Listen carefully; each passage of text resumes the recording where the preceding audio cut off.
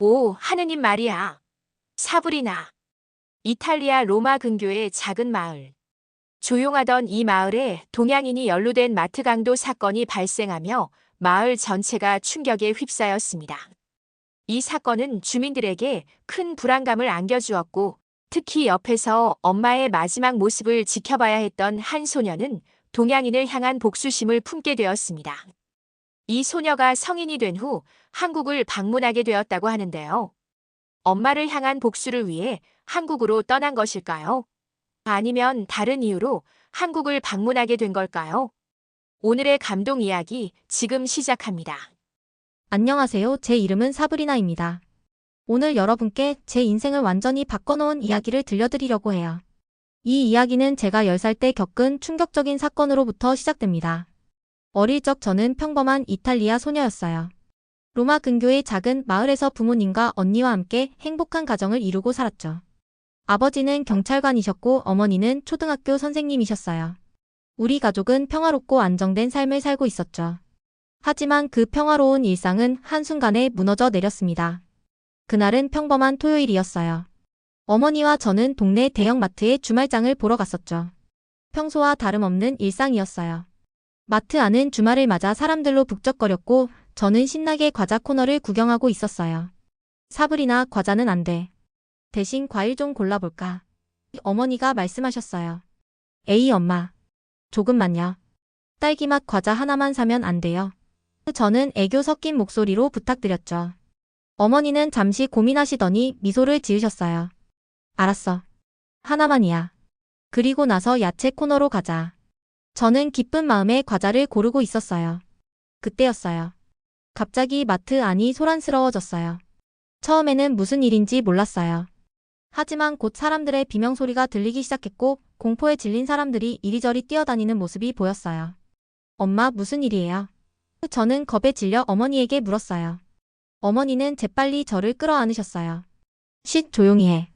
엄마가 지켜줄게. 그때 제가 본 광경은 지금도 잊을 수 없어요. 검은 옷을 입은 남자가 총을 들고 있었어요. 그는 동양인이었죠. 나중에 안 사실이지만 그는 중국계 이민자였어요. 그 남자는 큰 소리로 뭐라고 외치면서 사람들을 위협했어요. 저는 너무 무서워서 어머니 뒤에 숨었어요.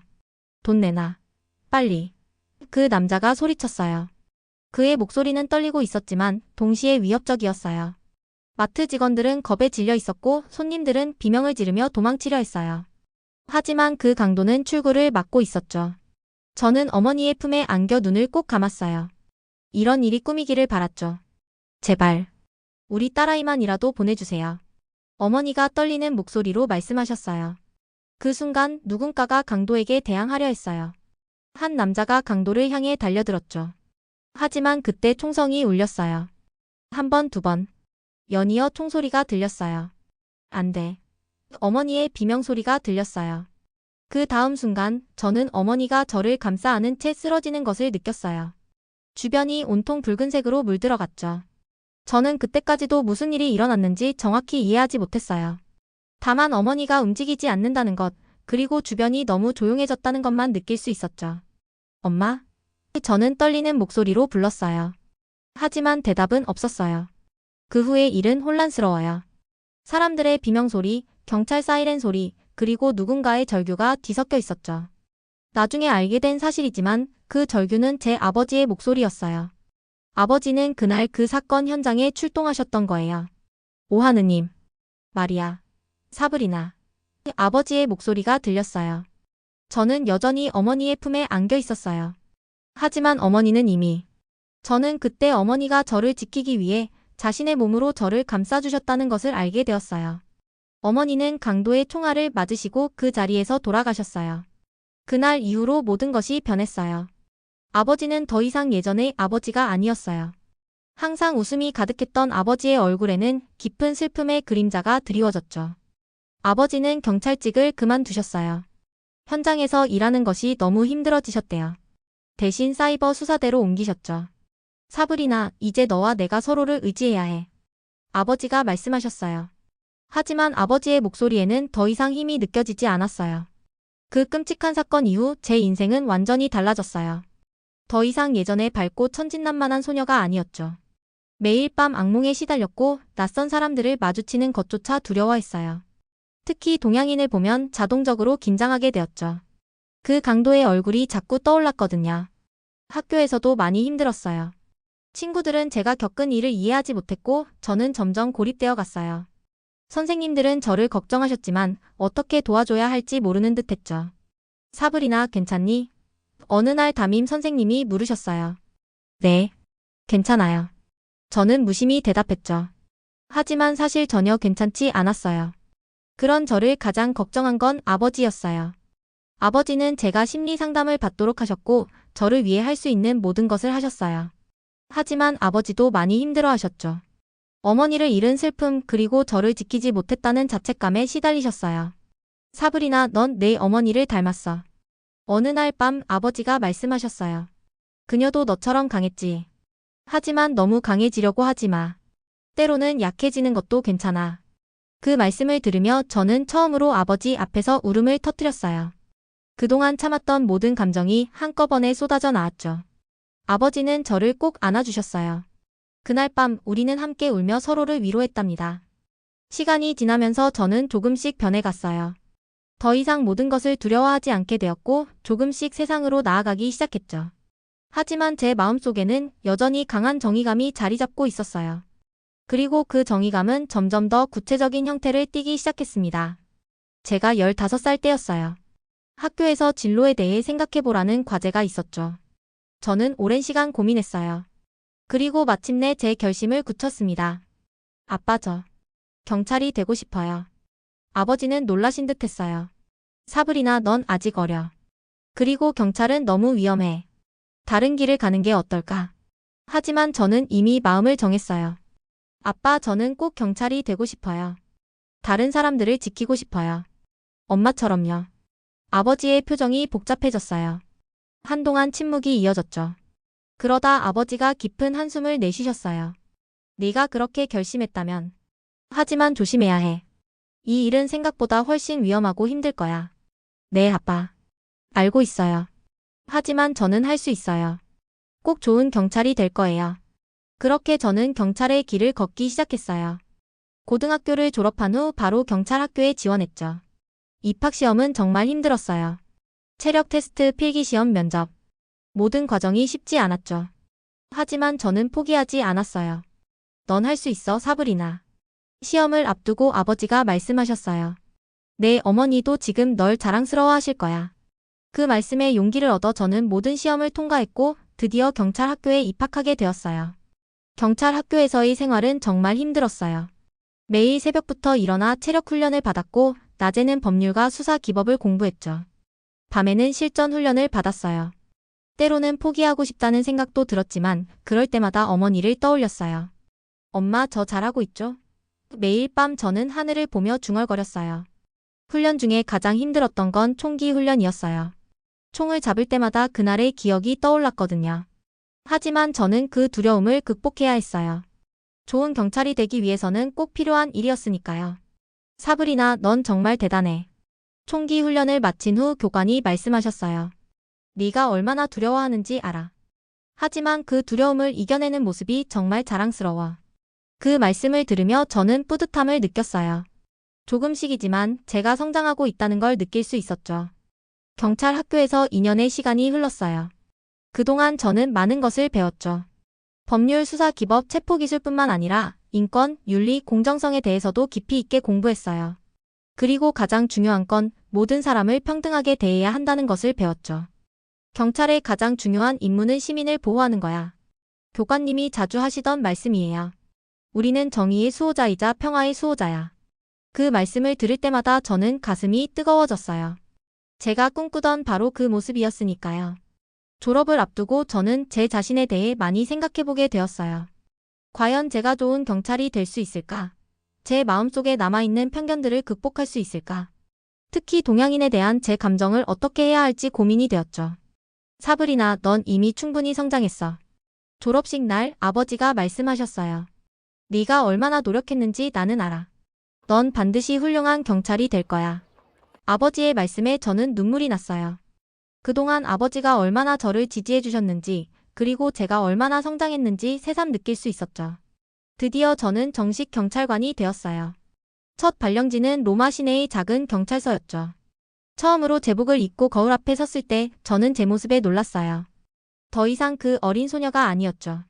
이제 저는 시민들을 지키는 경찰관이었어요. 사브리나, 항상 정의롭고 용감하게. 출근 첫날 아버지가 해주신 말씀이에요. 그리고 가장 중요한 건 내 자신을 지키는 거야. 그렇게 저는 새로운 삶을 시작했어요. 하지만 제 인생에는 또 다른 큰 변화가 기다리고 있었죠. 그리고 그 변화는 제가 전혀 예상하지 못한 곳에서 왔답니다. 경찰로서의 생활에 조금씩 적응해가고 있을 때였어요. 어느 날 저녁 언니 마리아가 저에게 전화를 걸어왔어요. 사브리나, 내일 시간 있어? 중요한 얘기가 있어. 언니의 목소리에서 뭔가 특별한 것이 느껴졌어요. 호기심이 생겼죠. 응, 시간 괜찮아. 무슨 일이야? 내일 저녁에 만나서 얘기하자. 카페 델라 파체에서 7시에 보자. 다음 날 저는 약속 시간보다 일찍 카페에 도착했어요. 언니가 무슨 얘기를 하려는 건지 궁금했거든요. 얼마 지나지 않아 언니가 왔어요. 그런데 언니 혼자가 아니었어요. 한 남자와 함께였죠. 사브리나, 소개할게. 이 사람은 민호야. 내 남자친구야. 순간 저는 놀라서 말을 잇지 못했어요. 언니의 남자친구가 동양인이라니. 그것도 한국인이라니. 머릿속이 복잡해졌어요. 안녕하세요, 사브리나. 마리아한테 많이 들었어요. 민호가 미소를 지으며 말했어요. 저는 겨우 고개를 끄덕이며 인사를 했어요. 하지만 마음속으로는 혼란스러웠죠. 왜 하필 동양인일까? 왜 하필 한국인일까? 그동안 제가 가지고 있던 편견들이 한꺼번에 몰려왔어요. 사브리나, 우리가 결혼하기로 했어. 언니가 조심스럽게 말을 꺼냈어요. 뭐라고? 저도 모르게 목소리가 커졌어요. 언니, 잠깐 나랑 얘기 좀 할 수 있어? 우리는 카페 밖으로 나왔어요. 저는 언니에게 따졌죠. 언니, 정신 있어? 동양인이라니, 그것도 한국인이라니. 언니도 알잖아, 우리가 겪었던 일을. 언니는 한숨을 쉬었어요. 사브리나, 나도 알아. 하지만 민호는 달라. 그 사람은 정말 좋은 사람이야. 네가 알게 되면 너도 그렇게 생각할 거야. 저는 고개를 저었어요. 난 이해할 수 없어. 어떻게 그럴 수가 있어? 사브리나, 네가 겪은 일 때문에 모든 동양인을 미워하는 건 옳지 않아. 그건 편견이야. 넌 경찰이잖아. 공정해야 하지 않아? 언니의 말에 저는 말문이 막혔어요. 언니 말이 맞았어요. 제가 가진 편견, 그리고 그 편견 때문에 모든 동양인을 미워하는 것이 옳지 않다는 걸 알고 있었죠. 하지만 그 감정을 쉽게 떨쳐버릴 수가 없었어요. 시간을 좀 줘. 제가 말했어요. 이해하려고 노력할게. 그날 이후로 저는 많은 고민을 했어요. 제 마음속에 있는 편견과 싸우려고 노력했죠. 그리고 조금씩 민호에 대해 알아가기 시작했어요. 민호는 한국에서 온 구조대원이었어요. 그는 이탈리아에서 열린 국제구조대원 훈련 프로그램에 참가했다가 언니를 만났대요. 그는 정말 따뜻하고 배려심 많은 사람이었어요. 사브리나, 내 이야기 들었어. 민호가 저에게 말을 걸었어요. 네가 겪은 일에 대해 정말 미안해. 하지만 나는 내 편이 되고 싶어. 우리가 서로를 이해할 수 있었으면 좋겠어. 그의 진심 어린 말에 저는 조금씩 마음의 문을 열기 시작했어요. 민호는 제가 생각했던 것과는 전혀 달랐어요. 그는 유머 감각도 있고 지적이며 무엇보다 언니를 정말 사랑하는 것 같았어요. 사브리나, 민호는 정말 좋은 사람이야. 언니가 어느 날 저에게 말했어요. 그 사람은 나를 정말 행복하게 해줘. 네가 그 사람을 알아가면 너도 좋아하게 될 거야. 시간이 지나면서 저는 점점 민호를 받아들이게 되었어요. 그와 대화를 나누면서 저는 한국 문화에 대해 많이 배웠죠. 한국의 예의 바른 문화, 가족을 중요시하는 가치관, 그리고 열심히 일하는 정신. 이 모든 것들이 저에게 새로운 시각을 제공해 주었어요. 한국에서는 가족이 정말 중요해. 민호가 말했어요. 우리는 서로를 돌보고 지지해 주는 걸 당연하게 여겨. 그래서 나는 내 언니를 정말 소중히 여기고 있어. 그의 말을 들으며 저는 제 편견이 얼마나 잘못되었는지 깨달았어요. 모든 사람은 개인으로 봐야 하고 그들의 국적이나 인종으로 판단해서는 안 된다는 것을, 제가 경찰 학교에서 배웠던 그 가치를 실제 삶에서 실천해야 한다는 것을 깨달았죠. 결혼식 날이 다가왔어요. 저는 여전히 조금은 불편한 마음이 있었지만 언니의 행복한 모습을 보며 그 마음을 조금씩 내려놓을 수 있었어요. 결혼식장에서 민호의 가족들을 만났을 때 저는 또 한 번 놀랐어요. 그들은 정말 따뜻하고 친절했거든요. 민호의 어머니는 저를 꼭 안아주셨어요. 사브리나, 이제 우리도 가족이야. 앞으로 잘 지내자. 그 말에 저는 눈물이 났어요. 제가 얼마나 편견에 사로잡혀 있었는지, 그리고 그 편견 때문에 얼마나 많은 것을 놓치고 있었는지 깨달았거든요. 결혼식은 정말 아름다웠어요. 이탈리아 전통과 한국 전통이 어우러진 특별한 결혼식이었죠. 언니와 민호가 서로를 바라보는 눈빛에서 진심 어린 사랑을 느낄 수 있었어요. 사브리나, 고마워. 결혼식이 끝난 후 언니가 저에게 말했어요. 네가 민호를 받아들여줘서 정말 기뻐. 아니야, 언니. 내가 고마워해야 해. 제가 대답했어요. 언니 덕분에 나는 많은 것을 배웠어. 그리고 변할 수 있었어. 그날 이후로 저는 많이 변했어요. 더 이상 동양인을 보면 자동적으로 경계하지 않게 되었고, 모든 사람을 개인으로 대하려고 노력했죠. 이는 제 경찰 업무에도 큰 도움이 되었어요. 더 공정하고 이해심 있는 경찰관이 될 수 있었거든요. 하지만 제 인생의 변화는 여기서 끝나지 않았어요. 민호와 언니의 결혼으로 인해 저는 곧 또 다른 큰 모험을 하게 될 거였죠. 바로 한국 방문이었어요. 사브리나, 우리 결혼식을 한국에서도 할 거야. 언니가 말했어요. 우리 같이 가는 거지? 그 말을 들었을 때 저는 두려움과 기대감이 동시에 들었어요. 한국. 제가 한 번도 가보지 않은 나라, 그리고 오랫동안 편견을 가지고 있던 그 나라를 직접 가보게 된다니. 그래, 꼭 갈게. 제가 대답했어요. 그렇게 저는 한국행 비행기에 오르게 되었어요. 한국행 비행기에 오르면서 제 마음은 복잡했어요. 설렘과 두려움이 뒤섞인 느낌이었죠. 창밖으로 점점 멀어지는 로마의 풍경을 보며 저는 이 여행이 제 인생을 어떻게 바꿔놓을지 상상해 보았어요. 긴장되니? 옆자리에 앉은 언니가 물었어요. 응, 조금. 제가 대답했어요. 한국이 어떤 곳일지 궁금해. 12시간의 긴 비행 끝에 우리는 인천국제공항에 도착했어요. 비행기에서 내리자마자 저는 문화 충격을 받았어요. 모든 것이 새롭고 낯설었거든요. 와, 이게 한국이구나. 제가 중얼거렸어요. 인천공항은 무척 깨끗하고 현대적이었어요. 규모가 매우 큰 만큼 아주 많은 사람들이 분주히 움직이고 있었고, 곳곳에 한글과 영어를 비롯한 다양한 언어로 쓰인 안내판들이 보였죠. 처음 보는 한글은 마치 그림 같았어요. 민호의 가족들이 공항에서 우리를 맞이해 주셨어요. 그들은 우리를 보자마자 환한 미소로 반겨주셨죠. 어서 와요, 사브리나. 민호의 어머니가 저를 꼭 안아주셨어요. 드디어 만나게 되어 정말 기뻐요. 그 따뜻한 환영에 저는 조금 긴장이 풀렸어요. 하지만 여전히 모든 것이 낯설었죠. 우리는 서울로 향했어요. 차창 밖으로 보이는 풍경은 제가 상상했던 것과는 완전히 달랐어요. 높은 빌딩들, 화려한 네온사인들, 그리고 분주히 움직이는 사람들. 서울은 마치 미래의 도시 같았어요. 서울이 이렇게 현대적일 줄 몰랐어. 제가 놀라서 말했어요. 민호가 웃으며 대답했어요. 한국은 빠르게 발전했거든. 하지만 전통도 잘 지키고 있어. 우리가 묵을 호텔에 도착했을 때 또 한 번 놀랐어요. 신발을 벗고 방에 들어서자 발바닥에 따뜻한 온기가 느껴졌거든요. 이 따스함은 뭐지? 제가 물었어요. 온돌이라고 해. 민호가 설명해 주었어요. 한국의 전통적인 난방 시스템이야.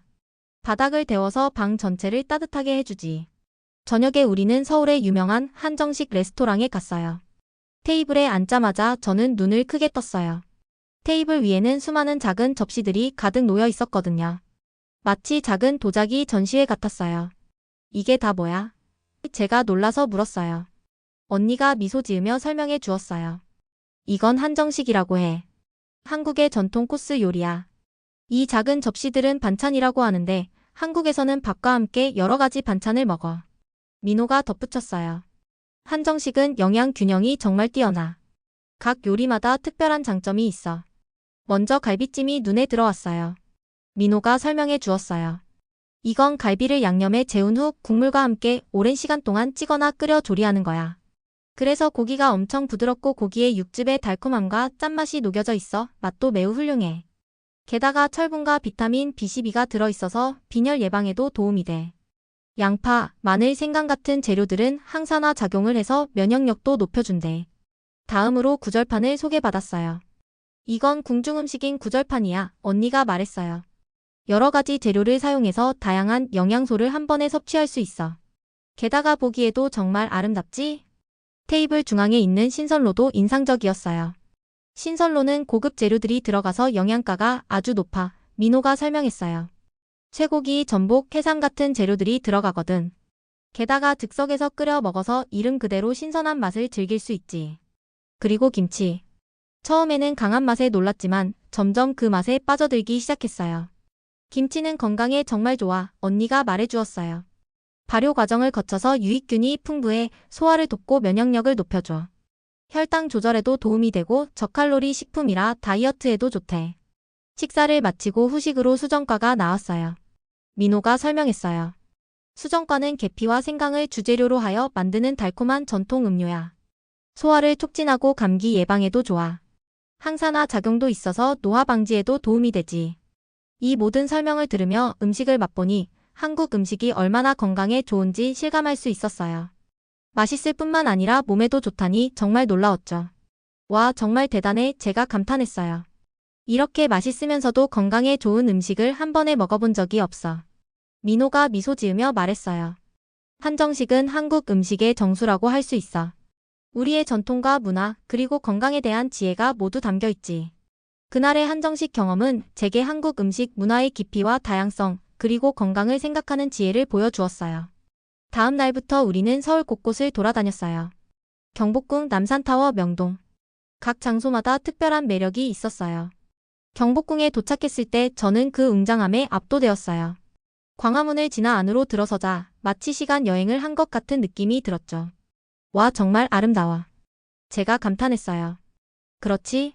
이게 한국의 역사야. 민호가 자랑스럽게 말했어요. 민호는 경복궁의 주요 건물들에 대해 설명해 주었어요.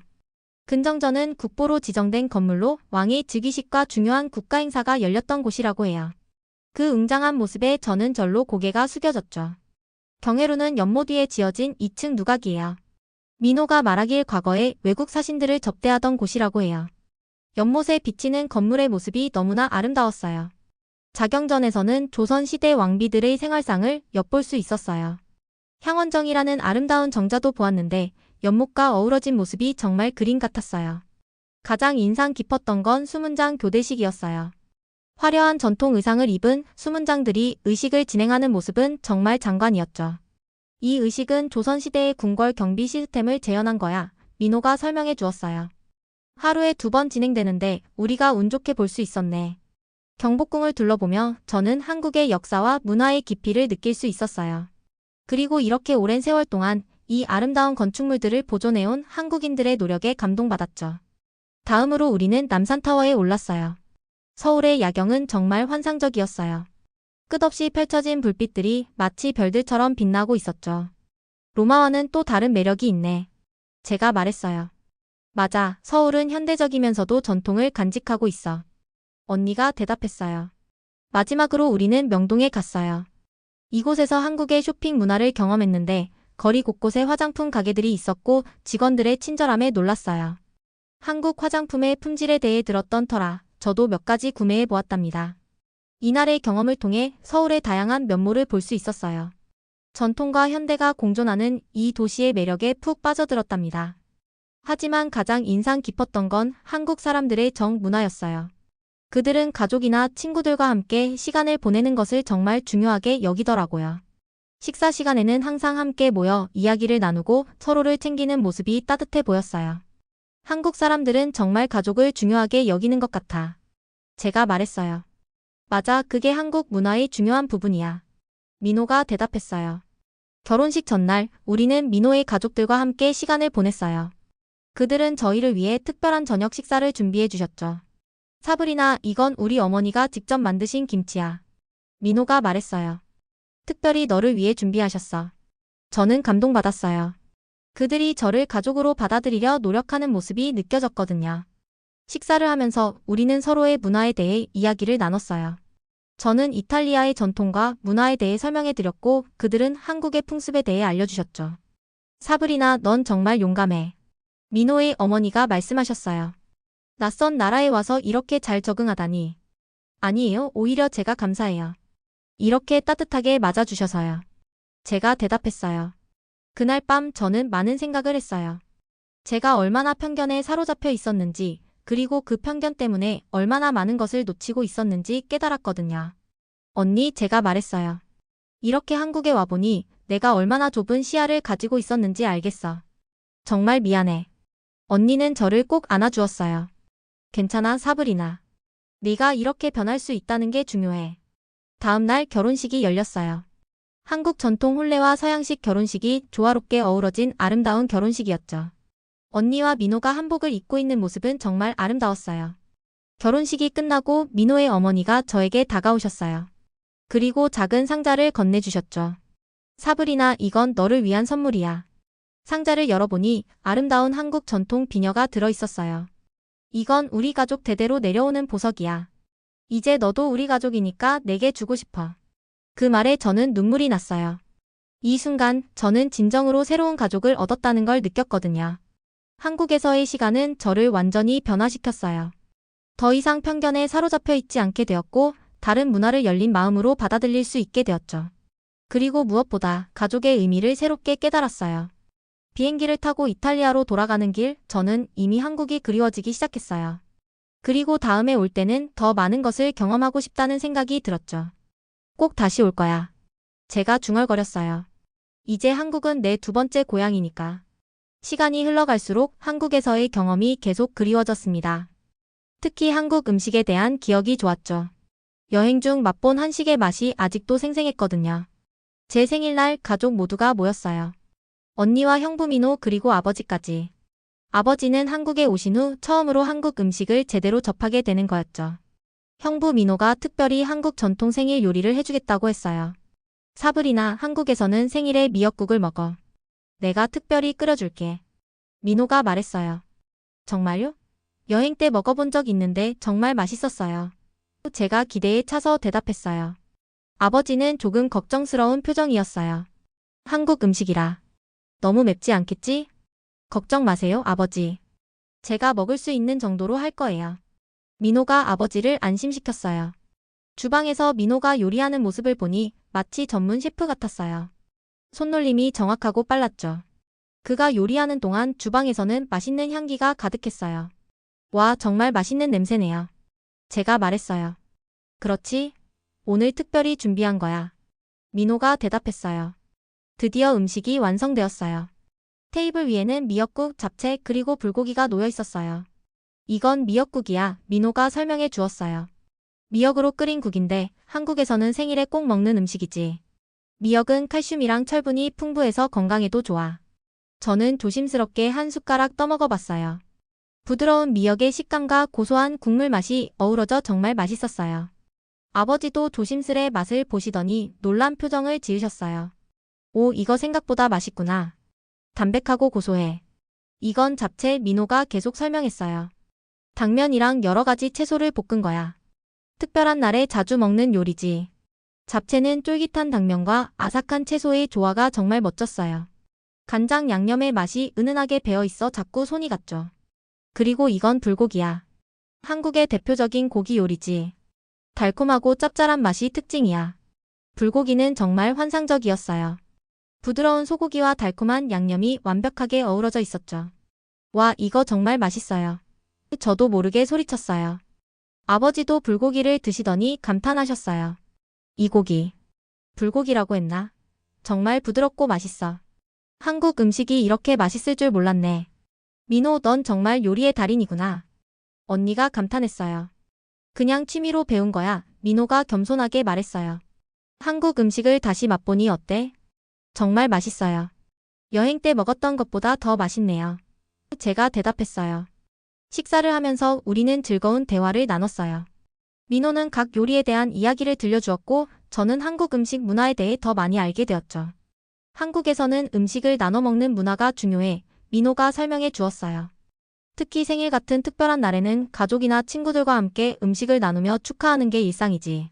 그 말을 들으니 우리가 지금 하고 있는 이 시간이 얼마나 특별한지 깨달았어요. 맛있는 음식을 먹으며 가족과 함께 제 생일을 축하하는 이 순간이 정말 행복하게 느껴졌죠. 사브리나, 내 생일에 이렇게 특별한 음식을 먹게 되다니 정말 좋구나. 아버지가 말씀하셨어요. 처음에는 한국 음식이 걱정됐는데 이렇게 맛있을 줄 몰랐어. 식사가 끝나고 저는 민호에게 진심으로 감사의 말을 전했어요. 정말 감사해요, 민호. 오늘 생일은 잊지 못할 거예요. 다행이야. 앞으로도 많은 한국 음식을 소개해주고 싶어. 민호가 미소 지으며 말했어요. 그날 이후로 저는 한국 음식에 대한 애정이 더욱 깊어졌어요. 단순히 맛있는 음식을 넘어서 그 속에 담긴 문화와 정을 느낄 수 있었거든요. 아버지도 한국 음식에 대한 편견을 완전히 버리신 것 같았어요. 이제 저는 한국에서의 남은 시간 동안 더 많은 한국 음식을 경험하고 싶다는 생각이 들었어요. 그리고 이 모든 변화의 시작이 형부 민호의 생일 요리였다는 게 정말 특별하게 느껴졌죠. 앞으로 어떤 새로운 한국 음식들을 만나게 될까? 저는 기대에 부풀어 생각했어요. 한국 음식과의 모험은 이제 막 시작되었으니까요. 오늘의 사연을 통해 감동, 공감, 사랑을 느끼셨다면 구독과 좋아요, 알림 설정을 잊지 말아주세요. 감동과 사랑 그리고 공감을 느낄 수 있는 채널. 감사공이었습니다. 감사합니다.